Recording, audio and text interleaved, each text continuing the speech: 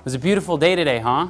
Amen. You guys all get outside? Amen. Some fresh air? It was an amazing day today. Well, I see there's a couple new faces in here tonight, so thank you for joining us. And we're going to continue on.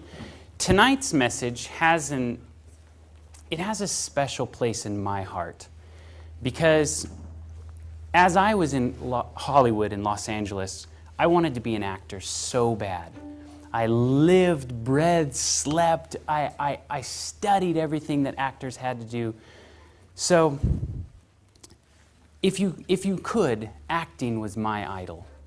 So the things that I talk about tonight are things that were very dear to me, and it's amazing how God in His mercy has opened my eyes and allowed me to see my folly. And I hope that I can speak God's words tonight. So let's bow our heads and ask God for a word. Dear Heavenly Father, thank you so much for such a beautiful day, the sunshine coming out. Thank you so much for each and every person that showed up here tonight, Lord. I ask that you speak your words through me tonight. Open the ears and the hearts of each and every person. And Lord, I just praise your name for everything that you're doing here at Weimar. I want to ask a special blessing upon this place, upon each and every person, as I've had such a wonderful time fellowshipping with them up here. Lord, just bless this place. Bless this week of prayer. Amen. Amen. So as we kind of get started in tonight's message, I'd actually like to ask a question. Have you ever stopped to consider and think, why do we worship? Why? Why did God create inside of every single being that He's created this need and this desire to worship? You see, what is worship? Is there a right kind of worship? Is there a wrong kind of worship? How often do you hear people today say, well, I worship God in this way? Did God give us a specific way to worship Him? So how important is it to understand what worship is, and how important it is for us in this time as we're drawing near to the end of the world? Isn't this end war going to be about worship? In fact, didn't it start about worship? So as we look at Matthew 4:10, Jesus, speaking to Satan as he was trying to tempt him, said, "Get thee hence, Satan, for it is written, Thou shalt worship the Lord thy God, and Him only shalt thou serve." And of course, he was getting this from the first commandment. God is the only being that deserves our worship. The only one, coming from Christ's mouth Himself. And also in John 4:23 through 24, this is Jesus speaking to the woman at the well. "But the hour cometh, and now is, that when the true worshipers shall worship the Father in spirit and in truth, for the Father seeketh such to worship Him. God is a spirit, and they that worship Him must worship Him in spirit and in truth." So what this is telling me is there is a right way to worship God, in spirit and in truth. But what does it mean in spirit? In spirit. What is a spirit? If you just look at a definition of what a spirit is, that non-physical part of a person, which is the seat of your emotions, your character, or your soul. Last night we talked about your character. What is your character made up of? Your thoughts and your feelings. So right here, to worship God, you should worship Him with your thoughts and your feelings and in truth. So let's look at some ways that people thought they were worshiping God, but perhaps weren't. Cain and Abel here. Cain thought he was worshiping God. He actually wanted to worship God. It wasn't that he said, let's worship some other false god. He just said, I want to worship God in this way. God told him a specific order of how to sacrifice to them.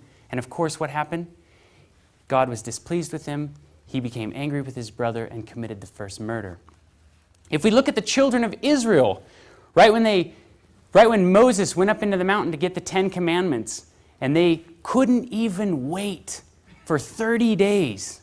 I mean, they had just heard the voice of God speaking all these things. And they said, you know what? We don't know where Moses is, so, we need to worship something, anything. I don't know, build something. So all of a sudden, they built this calf, worshipped it, and fell into an apostate state. Now, do you remember the story of Balaam and his donkey? Do you remember what was happening and going on right now? Why Balaam was going to visit the Israelites? Do you remember that whole story? He was going to curse them. But the Israelites were all on the River Jordan, and they were just about ready to cross over into the Promised Land. They'd gotten done with their wandering. They were sitting on the side of the River Jordan. Moses was preparing to occupy Canaan, so he was getting ready the troops, and they were there for a little bit of time. And all of the kings, the Midianite kings, saw the Israelites encamped on the other side of the Jordan. And they all became extremely fearful. They'd heard all the stories. They'd heard how God had led them out of Egypt. Now all of a sudden they know that they're coming into their land to take them. So the Midianite kings were so scared, that's how they called Balaam to come and curse them so that the Midianite kings would actually take them over.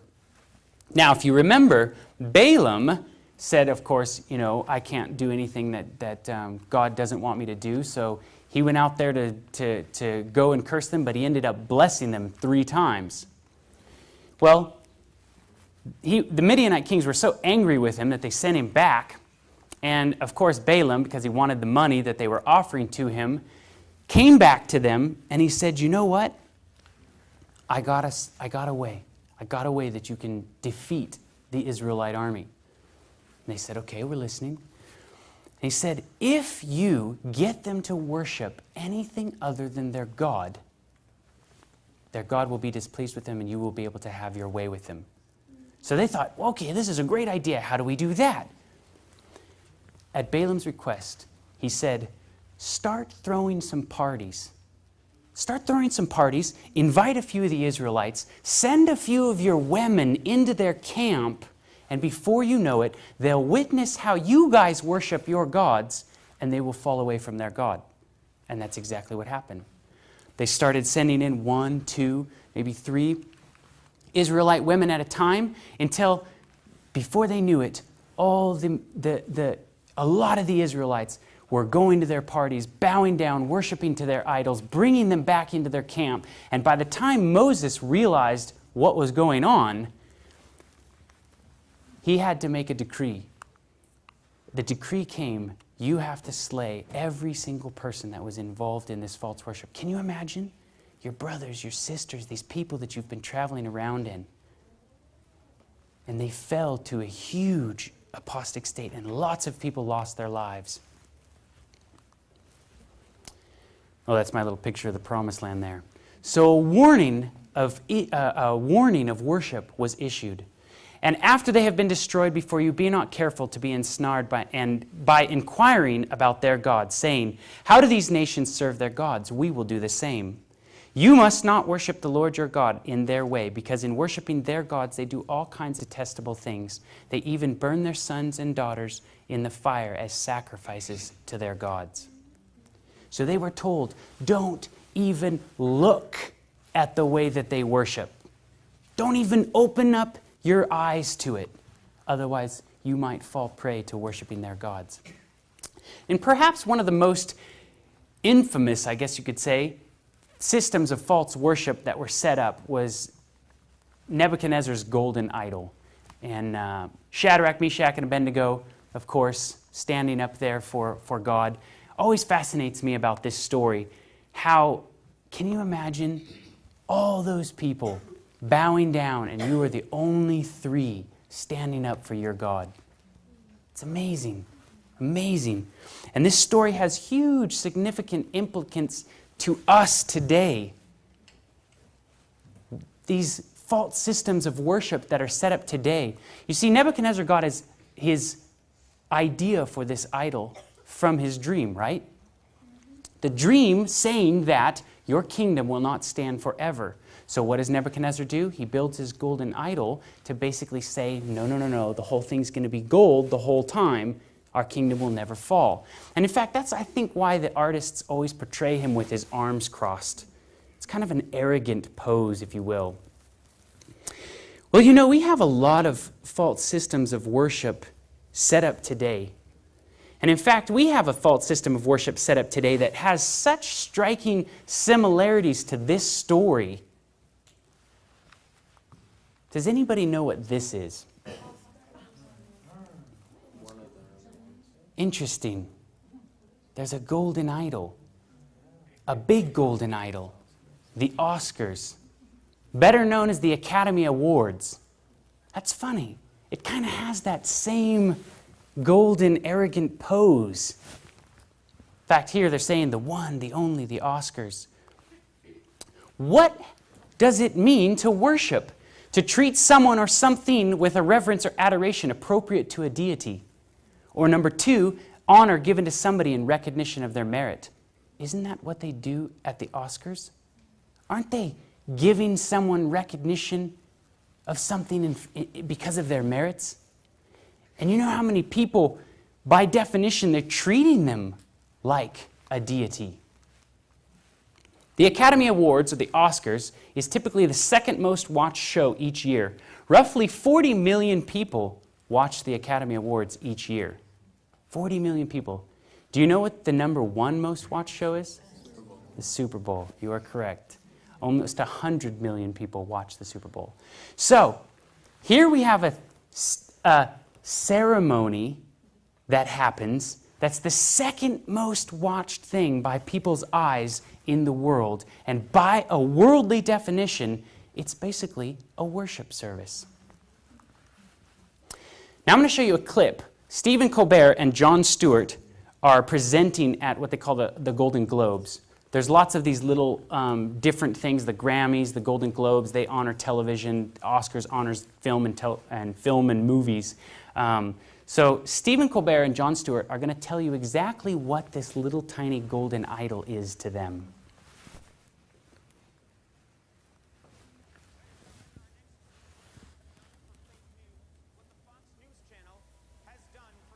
Hey. Here, I'll start it over so you can hear. Ladies and gentlemen, our next two presenters have done for fake news what the Fox News Channel has done for fake news. Please welcome Stephen Colbert and Jon Stewart.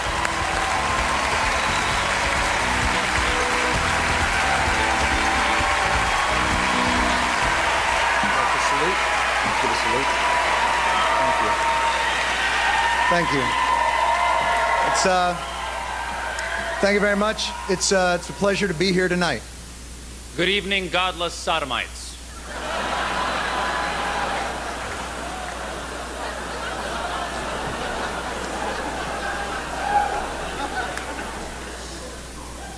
What are you doing? I'm bringing the truth, John. We're in Hollywood, the belly of the beast. You can't just read the prompter? I'm reading the prompter in here. You can read that pablum. Award show banter is not pablum. Reality television celebrates the human condition.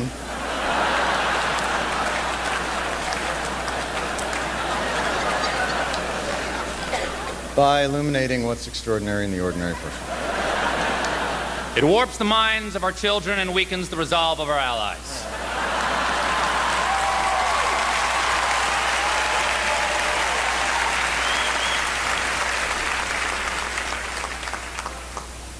The results are often dramatic and always unexpected. We're here to honor achievement in that category. By giving you a golden idol to worship. Kneel before your God, Babylon! Kneel before your God, Babylon. Interesting. So, making a joke, but there's a bit of truth to every joke. And do you think this is one isolated experience? Do you think this happens more than once at the Oscars? We're going to run the unedited version. What? And be warned for you people, you may be offended, maybe. Watch. Now look, a lot of people come up here and they thank Jesus for this award. I want you to know that no one had less to do with this award than Jesus. He didn't help me a bit. If it was up to him, Caesar Milan would be up here with that damn dog. So all I can say is, suck it, Jesus, this award is my God now! And everybody's laughing. It's amazing. I mean, it's hard to even play those things and hear those things. Can you imagine? And this is the business that so many people support all the time. This is the mentality that's behind what we just see, let alone the things that are hidden in between the lines. Oscar. Anybody want to take a random guess what the word Oscar means? It's Scandinavian or Old English in its origin, and it means divine strength or divine spear. Is it possible that the devil is using these high-profile celebrities as godlike weapons against us? Divine, of course, is from like God. A spear, of course, is a weapon. Now here, does anybody recognize this building? It's a mosque. No. It's called the Shrine. It's where they held the Oscars until 1999. Okay? Now, the Shrine was founded by these two guys, Walter Fleming and William Florence, two Scottish Rite Freemasons, high-ranking 33rd degree Freemasons. This is where it's actually was all the way up till 1999, and they moved it to the Kodak Theater. In fact, Hollywood has long time been involved in Masonic secret societies, for those of you that aren't familiar with what Freemasonry is. It's basically different levels. There's 33 different levels. The first levels all the way kind of till you get up into the higher teens are actually really about helping your community and all sorts of things. They don't really tell you what's really going on until you get to the higher degrees. When they get to the 31st, 32nd, and 33rd degree in the book Morals and Dogma, they say, we are following Lucifer. So, some of these people like Gene Autry, John Wayne, these are all openly Masonic people that have come out and said, we are Freemasons. Also, in fact, Louis B. Meyer, Jack Warner, and Daryl Zanuck from 20th Century Fox, these guys are all high-ranking Freemasons. Now, I want to point something out to you. I don't want to go into a long explanation of, who the Freemasons are and go off on that much of a tangent. But right here, we have two very Masonic pictures. The one on the left is called the Masonic Sun Man. They incorporate lots of different elements of sun worship into their worship practices. And in fact, like sun being the head of man, that's kind of what that picture is relaying. And then also the picture on the right, your guys' on the right, is called a Masonic tracing board. What this picture is to people that are being initiated into Freemasonry is they want people to spot Freemasonry in the real world, so they hide certain Freemason symbols and things inside the pictures so that people that are initiated into the group will be able to pick them out. There's checkered floors, there's a sun beaming on, there's all kinds of different sun worship things that are involved in this. Now here's inside the Shrine building. You can always tell a Freemason building because it has huge sun motifs in the building. This is actually the roof. Do you see the sun motif that's in the roof? In fact, if you look at it like in this picture, you can see it a little bit better. I want to show you the very last time that they ever had the Oscars in this building. I want you to pay attention to the stage. And the Oscar goes to Roberto!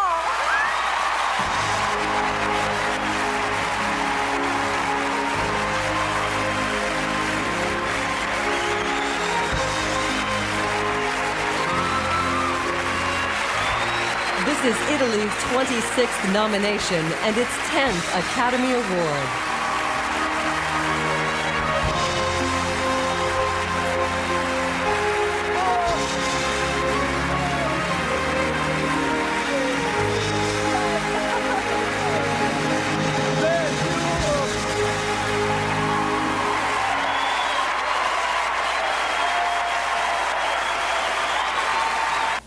Okay, pause.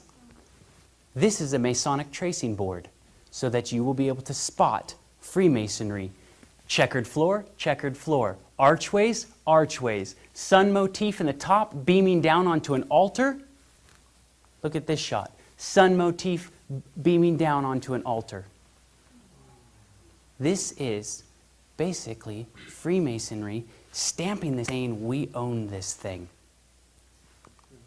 Here's the Kodak Theater. Do you notice the checkered floor? Do you notice the archway? Do you notice the sun motif and the lighting system in the top? Once again, they are saying, we own this thing. This is actually the gate here that you go into the Kodak Theater. This is called the Gate of Ishtar. In fact, if you go to Hollywood and you go there, they'll hand you a little map right there, and it'll say, this is the gate to Babylon. This is the Babylonian court. This is Isis. This is Horus. This is all sun worship. And in fact, I used to, when I lived in Hollywood, I used to live right here in this building right here. So I watched this whole thing being built. Of course, I didn't know any of this until I started studying it later. But even the things that we watch, you don't recognize everything that's there. Where did sun worship start? Does anybody remember? Way back in Babylon. Remember the story of how Nimrod, when he died, he believed that, or everybody else believed that he went into the stars, and this is where we get our first recordings of star worship and sun worship and things, is from Nimrod back in Babylon. But you know what? It actually started before that. In Revelation 12:4, it says, and his tail drew a third part of the stars of heaven and did cast them to earth. Whose tail drew a third part of the stars? Satan. So who are stars?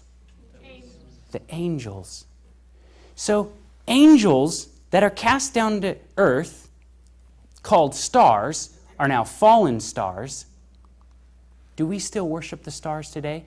How art thou fallen from heaven, O Lucifer, son of the morning? Thou art cut down to the ground, which did weaken the nations. For thou hast said in thine heart, I will ascend into the heaven, and I will exalt my throne above the stars of God. This idea of being more famous than God started with Lucifer.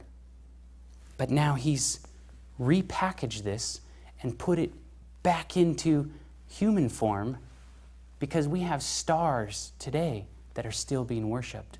Basketball stars, football stars, baseball stars. People worship these people as if they are gods. Even Kermit the Frog gets his little star. He's not even real. So in 1 Timothy 4:1 it says, now the Spirit speaketh expressly, that in later times some shall depart from the faith, giving heed to seducing spirits and doctrines of devils. You know, I was raised a very strict Seventh-day Adventist home. I read my Bible all the time when I was a kid. I've probably read the thing forwards and backwards a few times before I even got into high school. So how is it that when I left college and I got into the real world, how is it that I left everything so quickly? I got down to Hollywood within months. I stopped going to church. I stopped reading my Bible. I stopped talking to my family. And I got just deep involved in this world. How is that possible? How are celebrities so attractive that they attract the world to follow them? This might give you a little bit of insight behind the masks of the celebrities.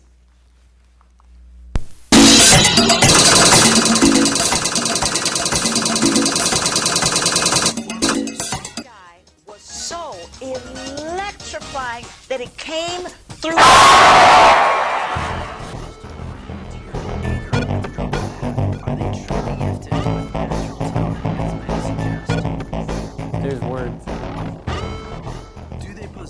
a creative streak of genius that is unknown to most men, or unknown to most men, are they in fact possessed? Do you want me to start it over? Is it possible that these actors Yeah. You guys got to hear what's being said here.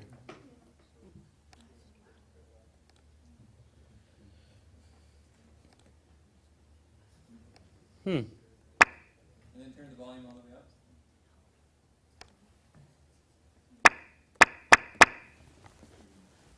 How are so many of Hollywood's most famous actors and actresses able to be so amazingly effective and convincing in their performances? That guy was so electrifying that it came through the television. How is it that they can move us to laughter, tears, or anger at the drop of a hat? Are they truly gifted with natural talent, as many suggest? You see this and you're dazzled by their talent. Do they possess a creative streak of genius that is unknown to most men? Or unknown to most men, are they in fact possessed? Is it possible that these actors and actresses are possessed by demonic spirits who have a specific agenda to fulfill? Oscar award-winning actor Denzel Washington told 60 Minutes exactly how he brings forth his best performances. Basically what I did was got on my knees and sort of communicated with the spirits. And when I came out, I was in charge. Powerful scene. Powerful scene. I couldn't have acted that. I couldn't have written that down and made a decision to play that. What, are you gonna smoke that? Nope, you are. Hell if I am. Yeah. You're Jesus freak. You're Jesus freak. The one-woman entertainment empire known as Oprah has strong affiliations with the demonic realm. The most familiar face on television says, "You can not only use your body and physical self. This is how I see acting. I ask my body to be the carrier for the spirits of those who have come before me in a way that is most meaningful to the character. Just become the vehicle for that character." calling out for these entities to take her over so that she may become a sparkling puppet. Oprah admits of her work before the camera. I tried to empty myself and let the spirit inhabit me. With her global influence, her shows have become a smorgasbord for the New Age agenda. A lot of actors who don't mention their names, of course, are very much into this. Magic only exists if you allow it, if you open yourself up to the possibility. So that clip with Denzel Washington, he was talking about that movie Glory, and he was basically telling him that, he was asking him, how did you do such a brilliant job? Well, I got on my hands and knees and prayed to the spirits of the dead slaves. And what do we know about the state of the dead? If you are doing that, then those aren't souls coming into you from the past. It started a long, long time ago. Aleister Crowley, one of the most evil men in our 20th century, this guy was probably the tippy top of the occult world, if you will. He wanted to be Satan's right-hand man. And if you read into a lot of screenwriters where they got ideas from, a lot of people are into Aleister Crowley's writings. A lot of celebrities follow him. Music is written after him. V for Vendetta, the movie lines were taken directly from this guy's writings. In fact, the Beatles here, they have him on his album cover right here. So the Beatles were very, very influenced with him. This guy, Aleister Crowley, he started a place where you could basically do whatever you wanted to do, whether it be bestiality or whatever, and he called it the Abbey Road, and the Beatles named their album after that. So that's where they got the idea for Abbey Road. Anyway, Aleister Crowley wrote a book called Magic in Practice and Theory, where he outlined 3 of the best ways that you could become possessed by an evil spirit. And I find this very fascinating. One of the 3 good ways is there are 3 main methods of invoking a deity. The third method is the dramatic, perhaps the most attractive at all. Certainly it is so to the artist's temperament, for it appeals to their imagination through his aesthetic sense. So he's basically saying by acting is the best way to invite a spirit in. What does Socrates say on acting? In like manner, the muse, first of all, inspires men herself. The muse is that person that actors all believe that is the spark inside of them, because they are inspired and possessed. They are simply inspired to utter which the muse impels them. For not by art or by knowledge do you say what you say, but by possession. I find what he has to say here very interesting, because in a weird, twisted way, he actually has a lot of truth to this. Think back when Christ cast out the demon out of the man, and the demon went out and he got 7 other demons and he came back. Okay? Think about, did that man ask for the demons to come in? Did they knock on his door and say, "Excuse me, can we come into your life?" No, they just came in. So basically, going off of what Socrates has to say, you can either be filled with God or filled with the devil. If you are not allowing the Holy Spirit and allowing God to come into your life and to fulfill that space, it is very easy for the devil to get in there and control what's going on. So yeah, it is by either possessing the Holy Spirit or possessing some other evil spirit that we all operate. But I want to go all the way back to Rudolph Valentino. He was, in the 1920s, so famous. This guy was the Brad Pitt of the day. All his movies were all about passion and about love. And this guy was so famous that when people would follow him around, they would basically start a riot. They would have to have police pushing people back. I mean, there were stories where he would throw his cigarettes on the ground and people would just dogpile and take it home and build a shrine out of it. Absolutely, completely famous, this guy. He got most of his movie script ideas from his wife, Natasha.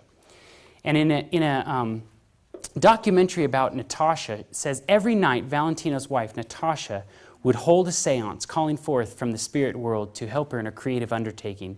And then with her pencil and paper in hand, she would go into a trance and start writing. This is called automated writing. After her outpourings were typed out, they were brought to the set the very next day and given to the director. So this is the movies that Valentino was making. His wife would go in, have a seance, have an automated writing, channel the spirits through her, write them, go give them to the director, and those are what Valentino made him extremely famous. Almost overnight, what was considered sinful, which is sex outside of marriage, was starting to be redefined as popular, trendy, and even exciting. You see, in that time, and in the early 1900s, America was founded on very, very strong Christian values.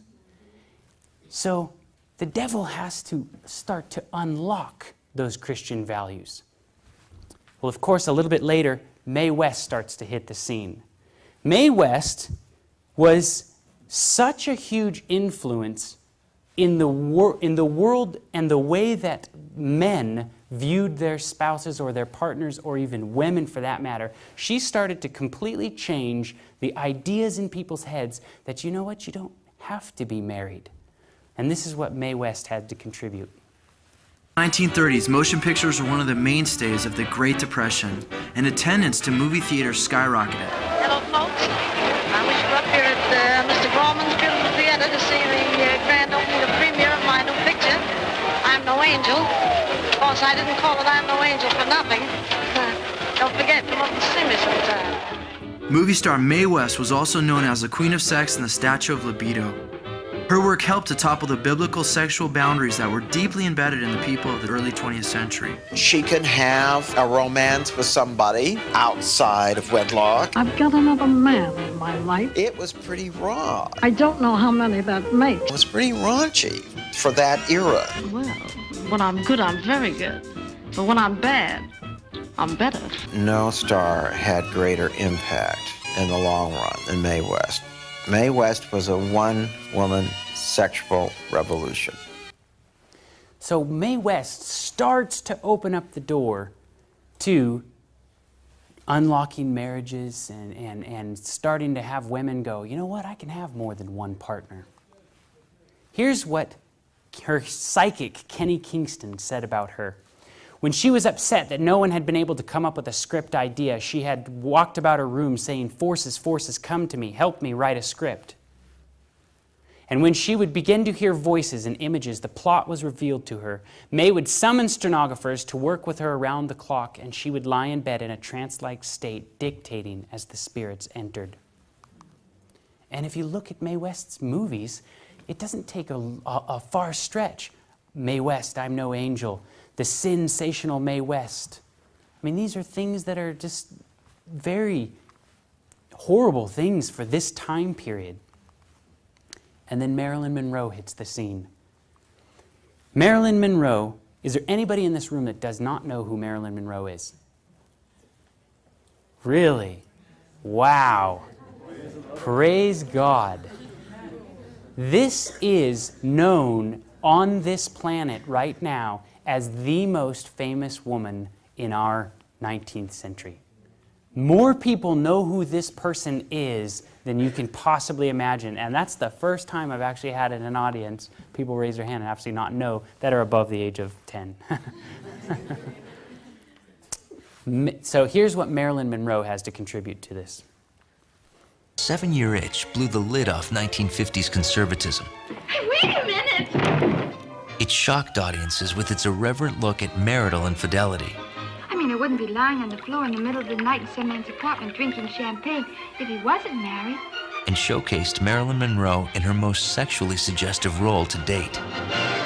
Let me just go put something on. I'll go into the kitchen and get dressed. The kitchen? Yes, when it's hot like this, you know what I do? I keep my undies in the icebox. She was the sexual icon of her particular time and became, I think, the sex star of the century. She could make you do anything in the world from that big screen.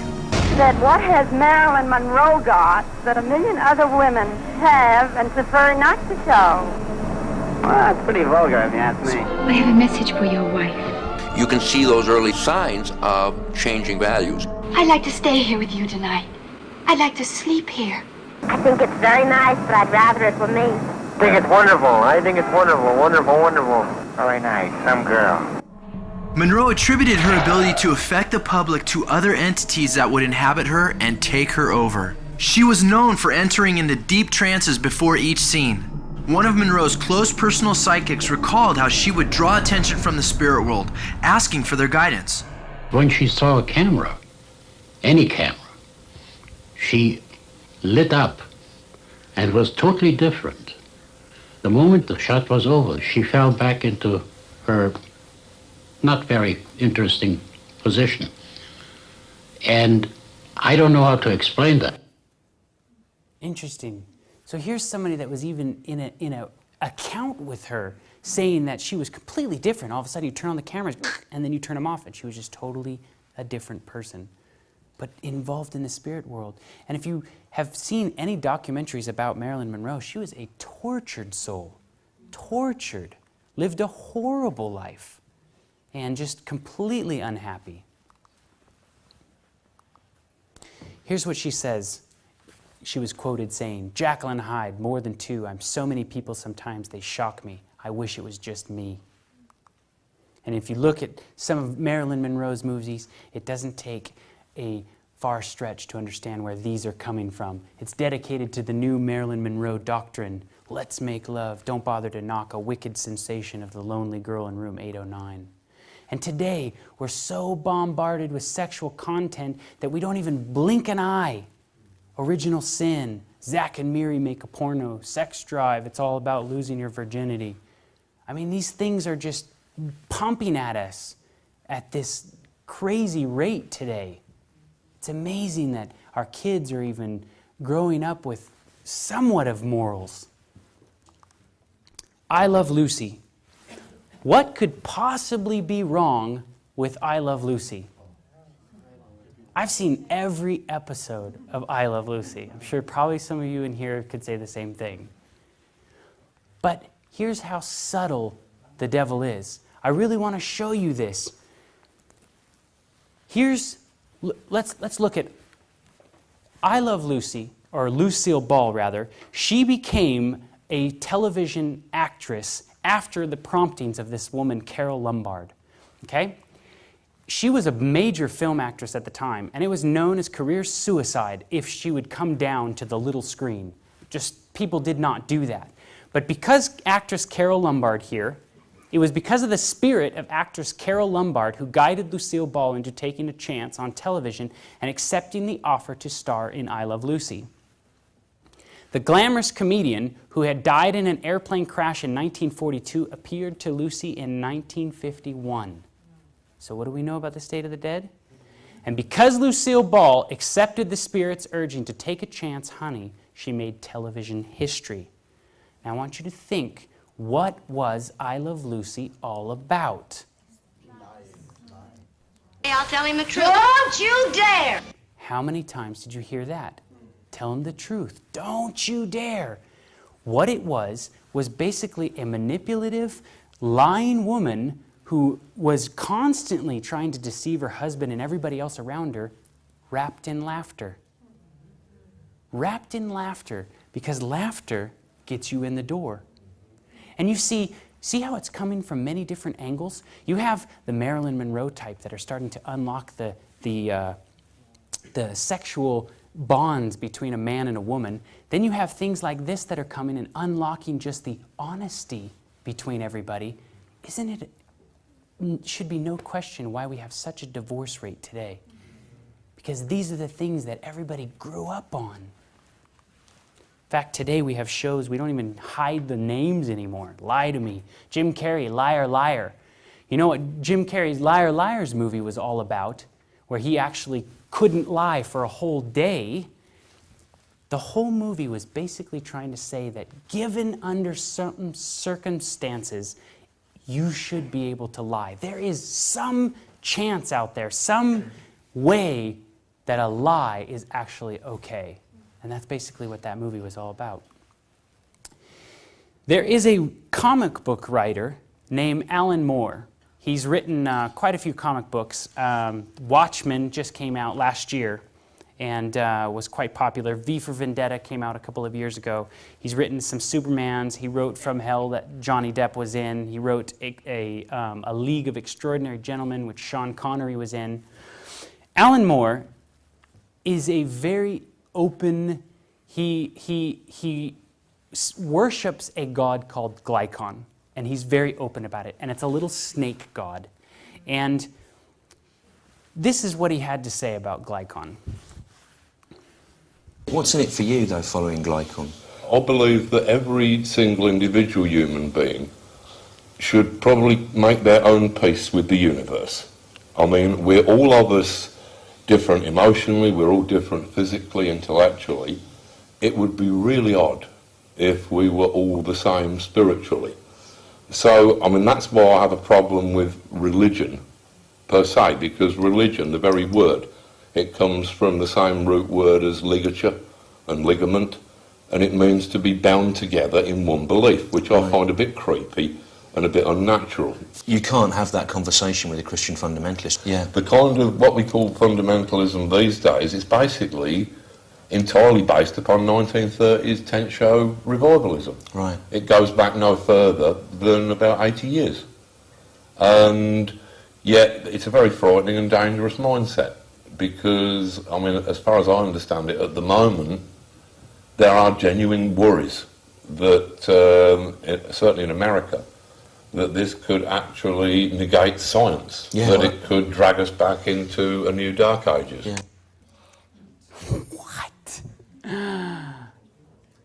This is the guy who writes the story that everybody goes and watches. This is the mentality of the guy that's writing the words that are said. And if he's very open about his involvement in spirit worship, what does that say? And let me tell you, I don't know if a lot of people in here have gone and seen his movies, but I've spoken in enough Adventist schools and enough Adventist churches where I have asked the question, who here has seen one of his movies, and 3/4 of the room will raise their hand. So let me tell you, this does not mean that, oh, you know, we're not going and watching these movies. There's a lot of our brothers and sisters that are listening to this guy's thoughts, that Christianity is a dangerous mindset. Here's what he says. I decided I was going to become a magician. All of a sudden, a lightning bolt hit. It all got a bit strange, and for months after that, I was looking back, probably in some sort of borderline schizophrenic state.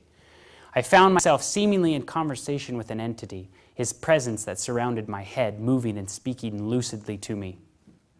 I was very spaced out, God-struck. You babble for a while like an idiot. and I must have been unbearable for 2 or 3 months. I've now integrated that into the rest of my life. So that's how he started involving himself in spirit worship. And this man is one of the #1 biggest comic book writers out there. And he's got a list of movies that they're going to just continue to make. Alan Ball, he is the writer-director of a movie called American Beauty. I don't know if anybody has heard of this movie. He also did a series called 6 Feet Under. When he was asked by Amazon.com that the writing, it feels so cathartic, did it come quickly? Alan Ball says this: I got into the zone and it seemed to have a life of its own, and the characters seemed so real. It was like channeling. Peter Sellers, the guy who played Pink Panther, here's what he says about acting. It's rather like being a medium and laying yourself wide open and saying, I want a character to inhabit my body. I want a spirit to take charge of me so that I can produce what I hope to produce. Robin Williams told Us magazine when they asked him, how are you such a brilliant actor? This is what his response was. Yeah, literally, it's like possession. All of a sudden you're in and you get this energy that just starts going. But there's also that thing, it is possession. In the olden days, you would have been burned for it, but there's something empowering about it. I mean, it is a place where you are totally, it is a Dr. Jekyll and Mr. Hyde, where you can really become this other force. Director Taylor Hackford says this about Keanu Reeves from The Devil's Advocate. Keanu is a very complex guy with lots of demons in him. I was trying to tap in and utilize that. In fact, Keanu Reeves has come out and said that his acting is like taking demon rides. And he's actually been very open about that. Director Anisco Holland from Total Eclipse says this about Leonardo DiCaprio. Leo is like a medium. He opens his mind and body to receive messages coming from another person's life. Director Baz Luhrmann from Romeo and Juliet says, with Leo, you might see 30 people come out of him in a day. Johnny Depp says, I know I have demons. I'm 30 different people sometimes. And also, I love the script. I love the whole idea of selling your soul to the devil. I'm kind of like, it's very intriguing to me. I mean, have any of you seen any of these movies that these people are in? No. Awesome. These are very popular, famous actors and actresses saying these things in the real world. This is Jack Black at the MTV Music Awards. Previous winners of Best Rock Video are some of the most exciting acts of all time. Green Day, Linkin Park, and of course, Aerosmith. Yeah. Now listen, since we're giving a rock award tonight, who wants to pray to the devil with me? Who's in with me? Come on, hey, let me see those horns. Let me see those horns! Metal, metal, metal, metal. All right. Now take the hand of the person next to you. Come on, Leighton. Dear Dark Lord Satan. I'm going to pause it. I can't even show you this because I believe in the power of prayer. I don't even want you guys to hear a prayer to Satan. But I want you to know, look at all these people in the audience. They're all into this. And I don't want to say that, oh, there's not good people out there, there's not bad people out there. But these are the very popular movies and people. And if they're so willing to invite spirits into their lives, what kind of messages are they sending to us? What kind of messages are coming through the movies? And like we talked about yesterday, we are here to vindicate the character of God. Are we not? That is our purpose. We're still here because we, as a church, have not been able to perfectly reproduce Christ's character inside of the church so that the end will come. What does that mean? Why is there such a fight against our characters? We need to step away from these things that are just constantly putting out there evil thoughts, evil characters, and and things that don't build up the soul, rather tear it down. This is something that I fell prey to. I watched these people. I focused on them. When you spend so much time learning about somebody's life or learning about who they are, you're in essence really worshiping them. That's why if you learn about Christ, you learn about His character, you will take that on as yourself. Amen. The same thing goes on the other side of the flip coin. The more that we focus on the world, the more we become like the world. So these things that I've shown you tonight, I know that it just seems like, oh man, it must all be evil. It must all be bad. I really, really want you guys to know there are some few good things out there. But why do we always have to draw a line and walk up to the edge? Why do we have to see how close we have to get to the edge? This is a big, big time waster. It wastes hours and hours of your time. And even if it's about nothing, I mean, nature shows are great. I think, you know, planet Earth, those kind of things are great. But they always slide in there, the little evolution things. There's always a slight little chance. So how much longer are we going to be willing to take just a little bit of air? There's only a couple cuss words in it. There's only one sex scene. How many times are we going to be conditioned to basically say, you know what, I'm going to kind of just turn a little blind eye, but I'm still going to support what these guys are doing by watching their movies? Anton LaVey, the leader of the church of the Satanic Church. This is one of the guys that started the Satanic Church. He started it off of Aleister Crowley's writings, but this is what he says about the television. The television is the mainstream infiltration to the new satanic religion. The TV set, or satanic family altar, which is ironic that he calls it this, has grown more elaborate since the early 1950s, from tiny little fuzzy screens to huge entertainment centers covering entire walls.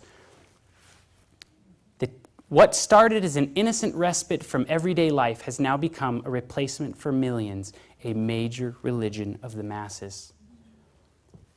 Somebody from the other side is calling this what it is. How much more are we going to feed into this? And we need to, you know, help our family members. I know that there's so many kids. I spoke to the academy this afternoon, and some of the questions that they had was, how are we going to go home and tell our parents this kind of stuff? Our parents are the ones that want to watch the movies. We all have brothers and sisters and various different people within our family. Here's the kind of things that are coming out of Hollywood, and I want you guys to really think about some of these issues that they're talking about. They're just so against what we're trying to build up. Dun, dun, dun, dun. Well, I come from 6 feet under with a dead guy on my knee. I'm heading down to Hades for to spend eternity. Even worse than you thought. Well, what kind of crowd? He's not doing drugs, is he? No. He's going to church. Oh, God, no. Who are you? I'm God. I am God. I am God. I am God. If we listen, we can hear God's plan. God's plan? Yeah. All right, let me tell you about your God's plan. There is no God. There is no God. God is in the rain.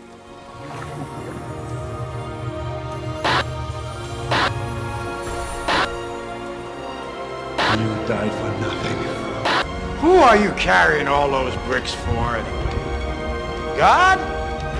Is that it? God? Well, I tell you, let me give you a little inside information about God.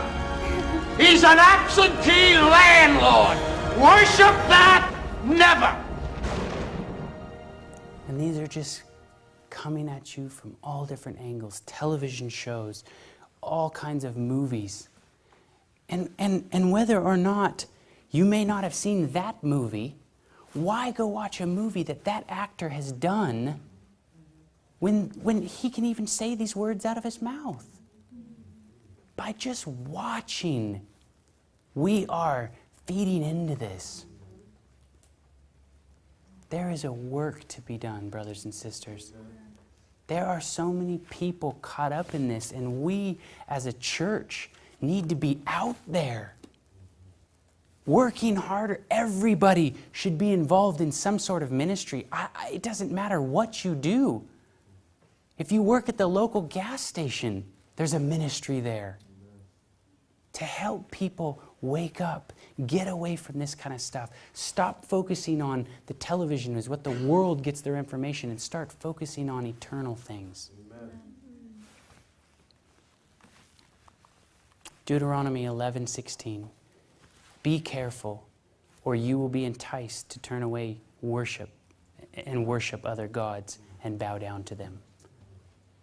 We must heed this warning also. Be careful. Just like the Israelites were standing on the edge of the promised land. They were all looking into this land that they had been promised. Their parents had been promised. Everybody had been promised. They knew what they had to do. And what happened right before they went in? Apostasy. The kings of the earth sent their worldly influences in, and that led many people away, and many people did not get to see the promised land. And Israel, if you really want to go back and study the Israelites coming out of Egypt and going into the promised land, man, there are so many neat parallels to what we are going through right now. I encourage all of you, go home, read that story. Read what Spirit of Prophecy has to say about that story. And really think about the implications of what it means. We are spiritual Israel standing on the edge of the promised land. Do not be enticed by other gods. Do not bow down by giving them our attention and setting our eyes on them. Let's bow our heads. Dear Heavenly Father, this is such a battle that has infiltrated into many people's homes. And Lord, I just pray that as we start to make an awareness of what's going on and what's being done, Lord, I ask that you protect the minds of the images that I've even shown here tonight. Lord, and I know that you have such a plan and a purpose for our church. You have such a plan and a purpose for each one of us, and I just ask that you place a special blessing upon Weimar, what they're doing. They're training kids to go out there and be soldiers for you. And Lord, I just praise your name for the things that you have done in my own life, waking me up, unplugging me from this distraction. And Lord, I just ask that you go and be with each and every person here today. Amen. Amen.